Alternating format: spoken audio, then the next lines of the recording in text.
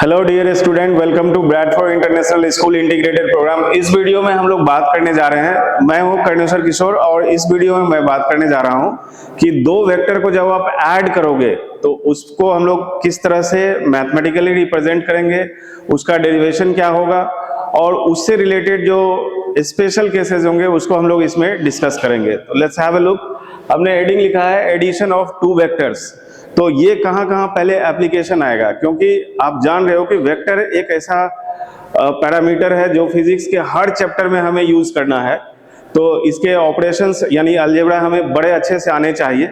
Addition of vector अगर हम अच्छे से सीख लेंगे तो हर चैप्टर में इसका एप्लीकेशन आएगा, आपको फिजिक्स आपको आसान लगने लगेगा। तो एडिशन ऑफ वेक्टर के लिए हमें क्या क्या चाहिए? दो वेक्टर चाहिए, और दो वेक्टर को ऐड करने के लिए आपको क्या क्या बातों का ध्यान रखना है वो समझना है। दो वेक्टर अगर हमें दिया हुआ है तो उसमें दो वेक्टर का मैग्नीट्यूड चाहिए, दोनों वेक्टर के बीच का एंगल चाहिए, और फिर रिजल्टेंट हम लोग उसको निकालेंगे। Let's see, let's suppose I am considering दो वेक्टर में एक वेक्टर आपको ये दिया हुआ है, this is first vector and ये सेकेंड वेक्टर है बी वेक्टर। ठीक है, अब इसमें इन दो वेक्टर को ऐड करने के लिए वेक्टर एडिशन का मतलब होता है कि जो दो वेक्टर ऐड होगा तो उसमें फर्स्ट वेक्टर का ये हेड पार्ट है और ये वाला पार्ट इसका टेल पार्ट है। तो दूसरे वेक्टर का जो है टेल पार्ट को यहां पे लाना होगा आपको, तब हम इसको ऐड करेंगे। यानी कि एक का हेड और दूसरे का टेल जहां पे मीट कर रहा है, this point is the joint point. अब इसका फ्री टेल और इसका फ्री हेड ये मिल रहा है हमें, तो इसको अगर हम जोड़ देंगे तो this is what we call की एडिशन ऑफ ये फर्स्ट वेक्टर हो गया और ये सेकंड वेक्टर हो गया। This is what we have the resultant vector. यानी अगर हमें रिजल्टेंट वेक्टर चाहिए तो फर्स्ट और सेकंड को किस तरह से ऐड किया जाएगा? एक के हेड पे दूसरे का टेल होना चाहिए, फ्री टेल फ्री हेड को जोड़ देंगे तो ये रिजल्टेंट मिल जाएगा इन दो वेक्टर का। अब ये दो वेक्टर क्या क्या हो सकता है? जितने भी वेक्टर एग्जांपल्स आप जानते हैं वो सारा होगा, जैसे डिस्प्लेसमेंट, वेलोसिटी, एक्सेलरेशन, फोर्स, या जो भी फिजिकल क्वांटिटी वेक्टर में आएंगे उन सब में रिजल्टेंट निकालने का यही फॉर्म यूज होगा पूरे फिजिक्स में।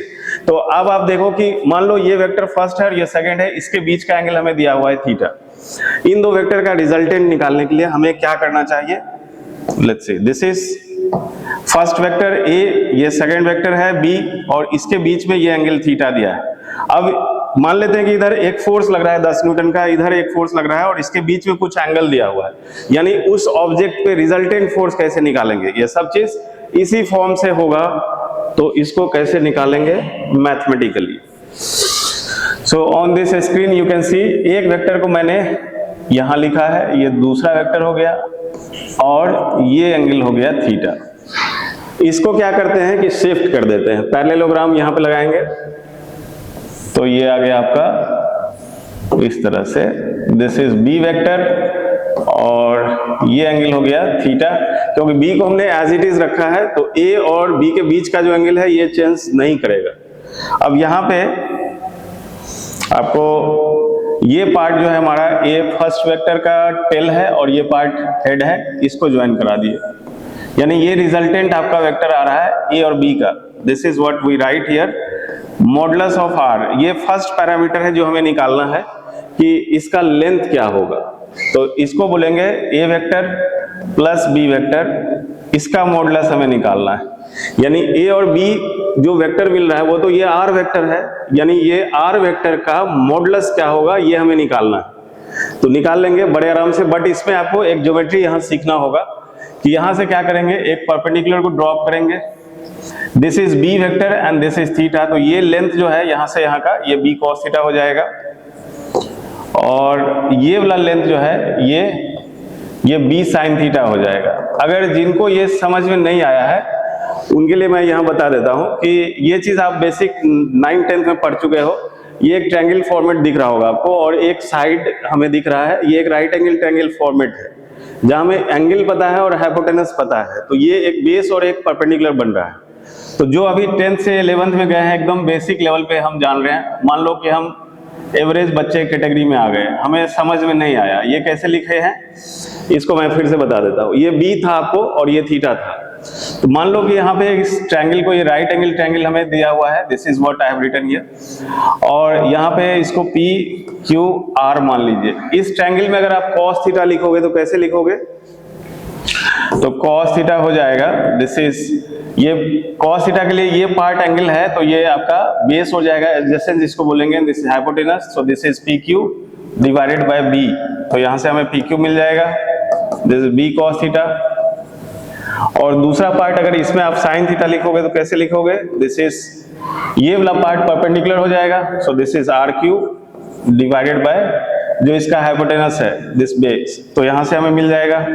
अब ये चीज जो है बहुत सारे बच्चों को शुरुआत में जब वो 10th करके 11th में आते हैं तो समझने में दिक्कत होता है। ये वेक्टर में आप प्रोजेक्शन सीखोगे आगे, जैसे प्रोजेक्टाइल मोशन में है, तो अगर ये हमें समझ में आ गया है तो फिर आगे दिक्कत नहीं आएगी। यहाँ पे रिजल्टेंट आपको दिख रहा है कि इस ट्रायंगल का यहाँ पे हमें निकालना है रिजल्टेंट, यानी ये डायगोनल का लेंथ। तो आप ट्रायंगल हमारे पास ऐसा आ गया है, ये मैंने इस पूरे ट्रायंगल में से बड़ा पार्ट को निकाल दिया, तो ये पूरा लेंथ यहाँ से यहाँ तक का कितना हो गया, this is A plus B cos theta. अब आपके मन में ख्याल आया होगा कि सर यहाँ तो A वेक्टर है और ये B cos थीटा है, ये कैसे लिख दिया? बिल्कुल, ये A का लेंथ अगर आप लिखेंगे तो ये A आ जाएगा और B cos थीटा को हम ऐसे लिखे हैं, यानी यहां से यहां तक का लेंथ है, ये एक ट्रायंगल का लेंथ हो गया। जो वेक्टर हमें दिया गया था उसका मैग्नीट्यूड A हो गया और B cos थीटा हो गया और ये B sin थीटा, सो ये पार्ट आपको B sin थीटा हो गया, यहाँ परपेंडिकुलर है। अब ये पार्ट आपको दिख रहा है, दिस इज डायगोनल, कोई बच्चा इसको निकाल सकता है जिसका मैथ स्ट्रांग है, लेकिन हमें क्या है अभी सीखना है, तो हम हर एक स्टेप को लर्न करेंगे कैसे लिखेंगे इसको। तो ये एक डायगोनल पार्ट है जो हमें निकालना है, this is what we are looking to find, कि इसका मॉडुलस आपको निकालना है, ये वाला length, this is resultant vector जो A वेक्टर और B वेक्टर को जोड़ने पे मिल रहा है। तो यहाँ पे ये हो गया A प्लस B वेक्टर, और अब हमें दिख रहा है कि ये बेस और ये परपेंडिकुलर, पाइथागोरस को लगा देंगे, यहां से आ जाएगा। So this is A plus B cos theta square and B sin theta square and root. अब इसमें आपको क्या है, ये एक छोटा सा स्टेप है, जो मैथ लविंग स्टूडेंट है उनको मजा आ जाएगा इसको खुद से करने में, लेकिन जो बायो लिए हुए हैं उनको थोड़ा सा यहाँ पे दिक्कतें आ सकती है, बट मुझे लगता है वो अगर ध्यान देगा तो खुद से वो समझेगा इसको और बड़े आराम से कर लेगा। Let's see what I am writing here, mod R जो है यहाँ पे A प्लस B है, ये मैं क्यों लिख रहा हूँ, क्योंकि ये आगे आपको दिख रहा है, मैं हर स्टेप में इसको लिख रहा हूँ। क्यों? क्योंकि आगे ये समझ में आएगा, कुछ क्वेश्चंस ऐसे बनेंगे जिसमें बच्चे इन चीजों पे ध्यान नहीं देते हैं और वो फंस जाते हैं, इवन दो वो जीनियस माइंड है, लेकिन फंसते हैं। क्यों? क्योंकि कुछ चीजों पे उनका ध्यान, फोकस, जिसको बोलेंगे एग्जैक्ट, जो उसको समझना चाहिए वो समझ में उसको नहीं आता है, और जिसके कारण से वो ट्रैप होते हैं, क्वेश्चन में फंस जाते हैं। लेकिन मेरे प्यारे बच्चों, आप बड़े आराम से निकल सकते हो अगर आपका ध्यान देना होगा कि सर क्यों लिख रहे हैं, सर इसका क्या लॉजिक है, इसके पीछे क्या चल रहा है। Let's see it is A और B का मॉडुलस मैंने लिखा है, लास्ट स्लाइड आपने देखा है कि what I have written here, let's see A plus B cos theta का square and B sin theta. Elaborate करते हैं अगर इसको, तो this will be A square plus B square cos square theta plus 2AB cos theta, ये first bracket में आ जाएगा, और दूसरा ब्रैकेट पार्ट है B square sine square theta, ये सारा टर्म आपका रूट के अंदर में। अब यहां से B स्क्वायर और ये B स्क्वायर आपको दिख रहा है कि हम यहां से कॉमन ले सकते हैं, this what we can write A square plus B square, और cos स्क्वायर साइन स्क्वायर को जब क्लब करेंगे तो वो कितना होना चाहिए, ये आ जाएगा आपको, इस पार्ट को आप पढ़ रखे हैं, ये 1 हो जाएगा। So let's see the final result, A square B square plus 2AB cos theta, ये रूट में आ गया। तो this is what the resultant, जो A और B वेक्टर को जोड़ने पे जो हमें मैग्नीट्यूड पार्ट मिलेगा, this I have written on the board, ये मैग्नीट्यूड आएगा। अब इसमें आपको ध्यान देना है कि इसमें क्या क्या पैरामीटर है जो वेरी इंपॉर्टेंट है। A स्क्वायर B स्क्वायर, तो A स्क्वायर जो है वो मॉडुलस ऑफ A का स्क्वायर है, यानी ये मैग्नीट्यूड है, ये भी मैग्नीट्यूड है। A मॉड और B मॉड, यानी यहाँ जो A और B दिख रहा है ये मॉडुलस फॉर्मेट में है, यानी ये पॉजिटिव, ये सब पॉजिटिव है। अगर cos थीटा आपका पॉजिटिव होगा तो ये पूरा टर्म ब्रैकेट के अंदर में है, तो ये हमें पॉजिटिव मिलेगा। अगर cos थीटा हमारा निगेटिव होगा तो फिर ये कैलकुलेशन जो भी आना चाहिए वो रियल होने के लिए ये पॉजिटिव ही आना चाहिए।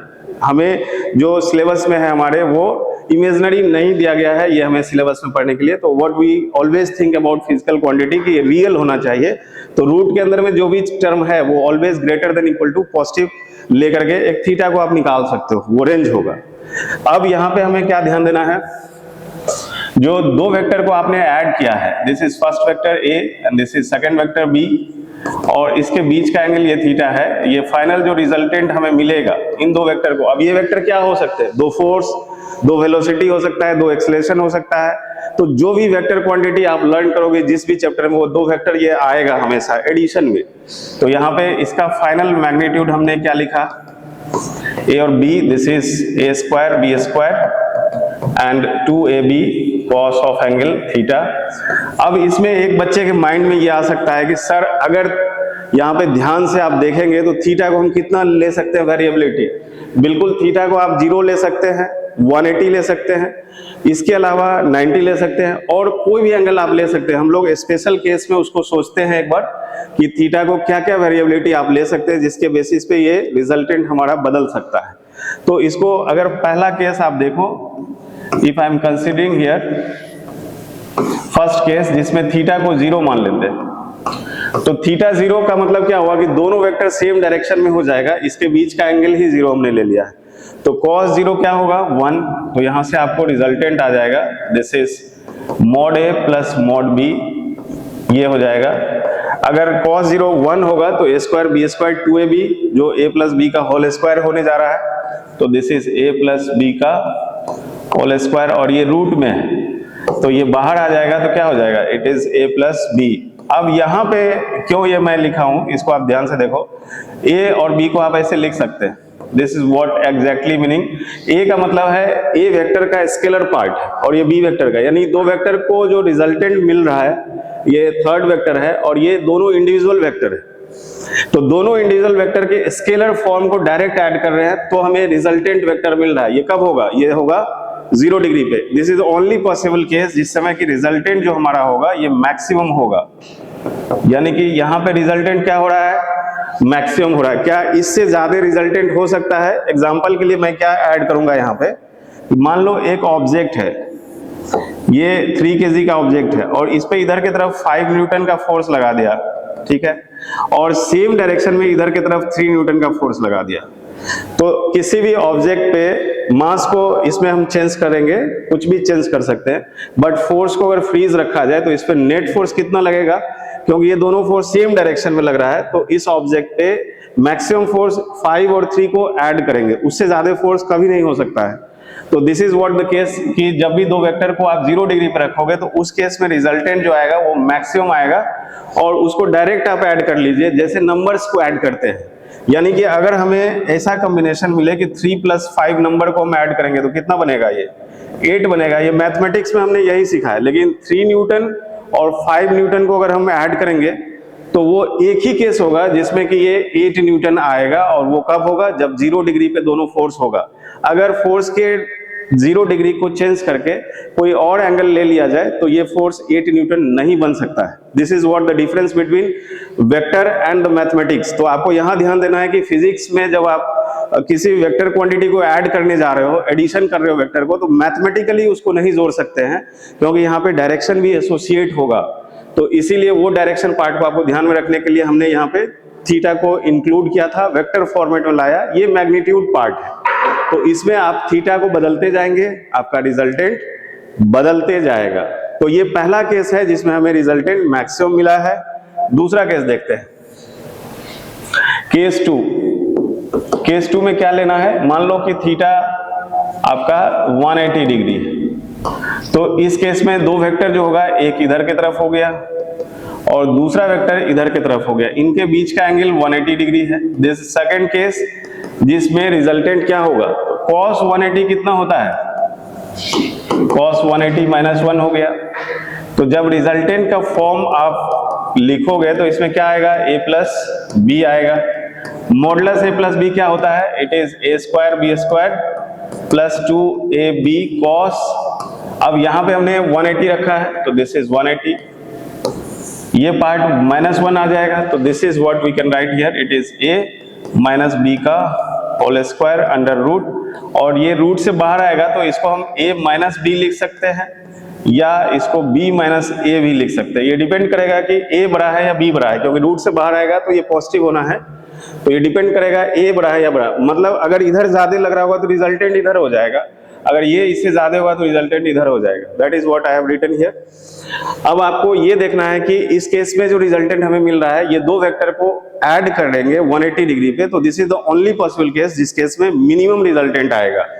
व्हाट आई मीन टू से इज, कोई मास है, मान लेते हैं ये 3 kg का है और इस पे इधर की तरफ जो है 5 न्यूटन का फोर्स लग रहा है और इस डायरेक्शन में 3 न्यूटन का लग रहा है, तो इस पे इस सिचुएशन में जो 5 और 3 न्यूटन का कॉम्बिनेशन बन रहा होगा जब भी कोई एंगल पे रखेंगे, तो ये वो कंडीशन होगा जिसमें मिनिमम रिजल्टेंट फोर्स ये बिल्ड करेगा, मिनिमम रिजल्टेंट फोर्स। तो यहाँ पे मिनिमम रिजल्टेंट फोर्स क्या होगा, यहाँ पे होगा this is 5 Newton minus 3 Newton, so this will B 2 Newton. यानी अगर आपको 3 न्यूटन और 5 न्यूटन का कॉम्बिनेशन किसी मास पे लगाने के लिए दिया जाए, तो what is the minimum resultant force we can calculate here is, that is what I have written here 2 newton. तो ये चीज आपको समझना होगा कि जब मिनिमम रिजल्टेंट दो वेक्टर कभी भी बनाएगा तो उसके बीच का एंगल क्या होना चाहिए, 180 डिग्री होना चाहिए, और मैक्सिमम के लिए 0 डिग्री होना चाहिए। This is first case, this second case. अब तीसरा केस है, इसमें अगर हम लोग थीटा को 180 डिग्री रखते हैं, सॉरी 90 डिग्री रखते हैं, केस 3, तो थीटा जब 90 होगा तो cos 90 हम जान रहे हैं कि 0 होता है, तो cos 90 0 होगा तो cos वाला टर्म ही गायब हो जाएगा। तो जो रिजल्टेंट फॉर्म हमारे पास है वो है a प्लस बी, और इसमें हो गया आपको a square plus B square under root, cos वाला पार्ट को हमने लिखा ही नहीं क्योंकि वो 0 हो रहा है।